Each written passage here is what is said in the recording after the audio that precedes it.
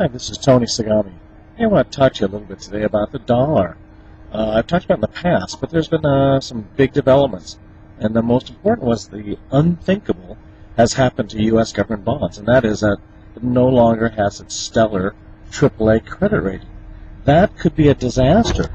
Now, the difference is that the debt rating business has been dominated by Standard & Poor's, Moody's, and Fitch, all U.S. companies. But the downgrade to AA came from a newcomer on the scene called the Gong International Credit Rating. It's a China-based company that's trying to muscle in on that Moody's and S&P business. And what they did is they came out and gave the United States government debt a AA minus credit rating.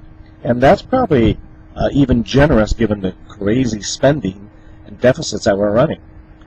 When you think about it, our total debt now is roughly 64% of our total GDP.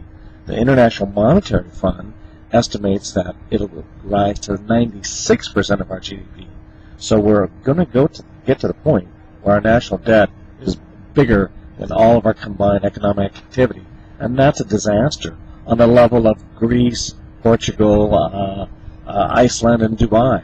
And so we certainly don't deserve that credit rating. As a matter of fact, here's what the people at the Gong had to say. The reason for the global financial crisis and debt crisis in Europe is that the current international credit rating system does not correctly reveal the debtor's repayment ability.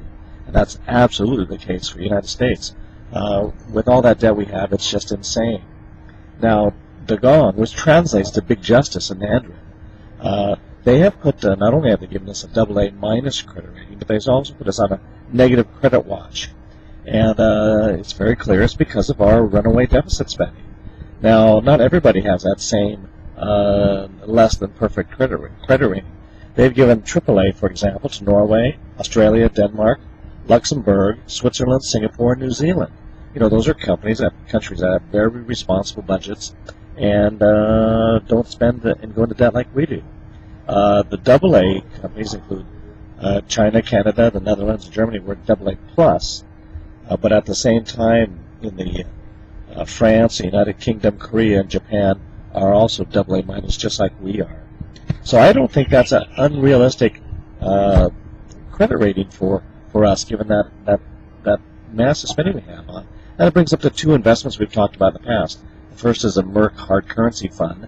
That ticker is MERKX, MERKX, the Merck Hard Currency Fund. It invests in the currency, the short-term currency, of many of those countries that have the AAA rating from the Gong. The other one you could take a look at is the Wisdom Tree China Yuan Fund, CYB.